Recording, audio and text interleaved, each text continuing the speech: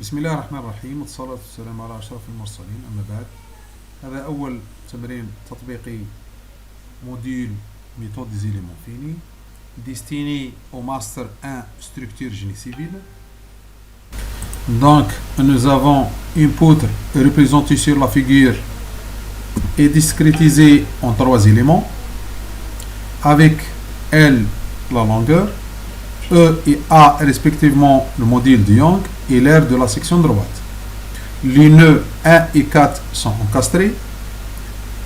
Deuxième nœud porte une force d'intensité de F et le nœud 3 porte une force d'intensité F. On demande effectuer l'étude élémentaire, effectuer l'assemblage, calculer les déplacements nodaux, calculer les actions de liaison et vérifier l'équilibre de la structure. On donne comme application numérique les valeurs de F, L, E et A. Remarque concernant les deux nœuds 1 et 4 sont encastrés, c'est-à-dire pas de déplacement. Effectuer l'étude élémentaire. Nous avons 4 nœuds pour 3 éléments. L'élément 1, 2, l'élément 2, 3 et l'élément 3, 4. Chaque élément avec ses caractéristiques matériaux, la section et la longueur. Donc la rigidité de chaque élément est définie comme K12, K23, K34.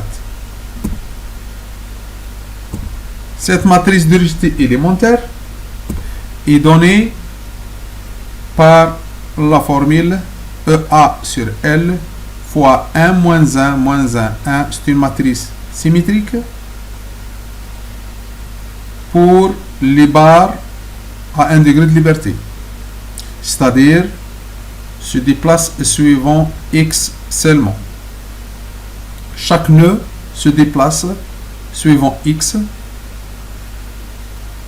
Donc, pour l'élément 1, 2, nous avons la matrice de rigidité élémentaire K1, 2. De même pour l'élément 2, 3, avec ses caractéristiques EAL. Et de même pour troisième élément 3, 4, avec ses caractéristiques EAL. Effectuer l'assemblage. Donc nous avons 3 éléments. On va chercher la matrice de rigidité globale de ce système. C'est une matrice carrée de l'ordre nombre de nœuds fois nombre de degrés de liberté pour chaque nœud.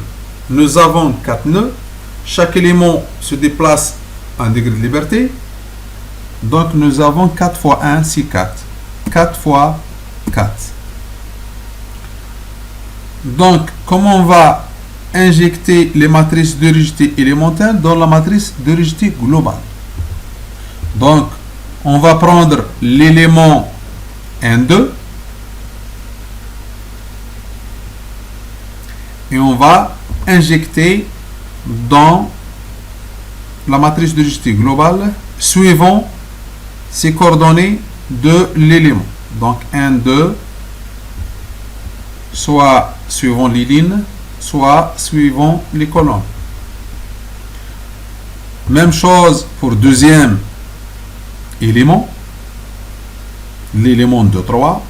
Donc on va chercher les lignes de 3 et les colonnes de 3.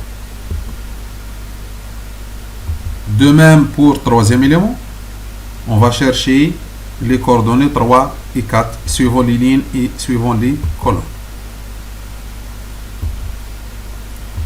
Donc la matrice de rigidité globale avec ces valeurs 1 moins 1 moins 1, 1 et comme facteur EA sur L, ce sont les mêmes caractéristiques pour les 3 éléments. Calculer les déplacements nodaux. Donc, suivant les équations d'équilibre, nous avons F égale à K fois U. K, c'est la matrice de rigidité globale du système. I, c'est le vecteur de déplacement, I1, I2, I3, I4, égale le vecteur force F1, F2, F3 et F4. Les conditions aux limites de cet exercice. Donc nous avons U1, pas de déplacement, donc appui bloqué, U1 égale à 0. De même pour U4, pas de déplacement, 0. Donc nous avons les inconnus I2 et I3. Et pour les forces, nous avons la réaction de premier nœud, c'est inconnu. La réaction dans le nœud 4, c'est inconnu. Donc pour résoudre ce système, on peut éliminer les deux lignes, la première ligne et quatrième ligne, à cause des inconnus dans le deuxième membre, et on garde seulement la ligne 2 et la ligne 3. Donc on va tirer une matrice de rigidité réduite pour résoudre ce système d'inconnus I2 et I3 avec deuxième membre connu. Détermination des déplacements inconnus. Donc on va prendre la matrice de rigidité réduite fois le vecteur de déplacement inconnu égale le vecteur force connu. Donc I2 et 3, c'est l'inverse de la matrice KR fois le vecteur force. Et par la suite, on peut déterminer les réactions de ce système. Donc on va reconstruire le vecteur force F et le vecteur de déplacement U. Donc F égale à la matrice de rigidité globale K fois le vecteur de déplacement U. Donc on tire les valeurs de R1 et R4. Partie programmation. Donc ce système, on va prendre le nombre des nœuds, n égale à 4, 4 nœuds.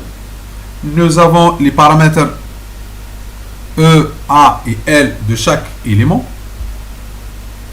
Attention aux unités, il faut prendre des unités homogènes.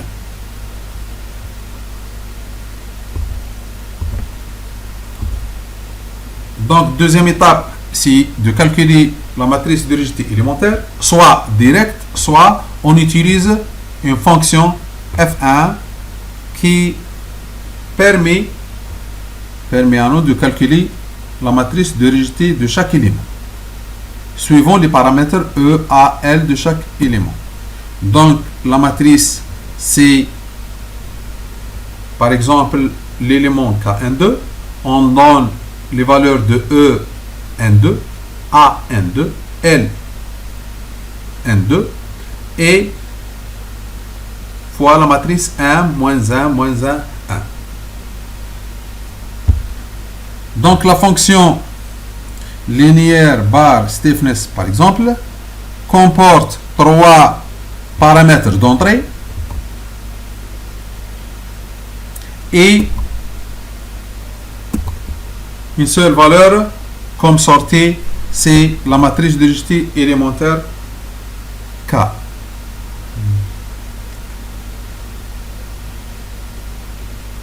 Donc, remarque concernant le nom de la fonction, il faut respecter impérativement le nom dans le programme principal et dans la fonction et le nom de sauvegarde de cette fonction.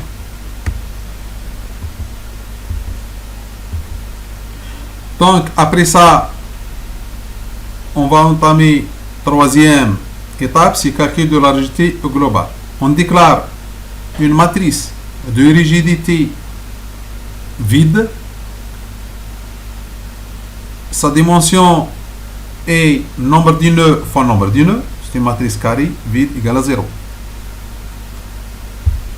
Après l'initialisation de cette matrice, on utilise deuxième fonction pour faire injecter les matrices de rigidité élémentaire dans la matrice de rigidité globale. Donc nous avons 4 éléments de la matrice qu'on va injecter dans la matrice de rigidité globale, suivant les coordonnées de l'élément 1, 2, 2, 3 ou bien 3, 4. Donc nous avons 4 paramètres d'entrée.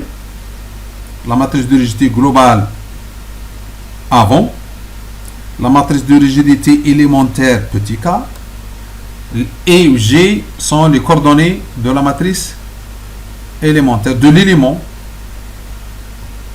qu'on va introduire dans la matrice de rigidité globale.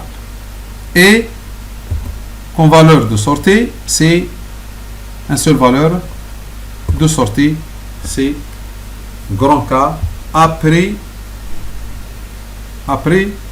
l'assemblage.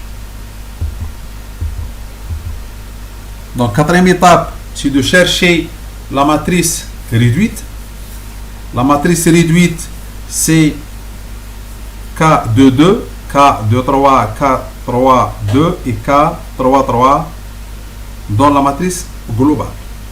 On fixe les valeurs de F2 et F3 pour construire le petit vecteur des forces connues. Par la suite, on va calculer les déplacements inconnus, UR. Dans ce cas, nous avons comme inconnu I2 et I3. Après ça, on va recalculer le vecteur force globale. Donc, on va ajouter les valeurs connues, U1 et U4. Et par la suite, on peut calculer facilement le vecteur force F égale à K, la matrice de rigidité globale, fois le vecteur de déplacement global. Calculer les réactions de liaison et vérifier l'équilibre de la structure. Donc, cet exercice est bien résolu. Donc, nous avons R1 et R4. La somme, c'est égal les deux autres forces. 200 plus 100 égale à 300. Donc, on peut vérifier ça dans le site Structural Analyzer. On peut tracer facilement les 3 barres et affecter les deux forces et résoudre le système et dans les réactions dans les apports. Merci pour votre attention. شكرا. وننتظروا الأسئلة نتاعكم وبارك الله فيكم.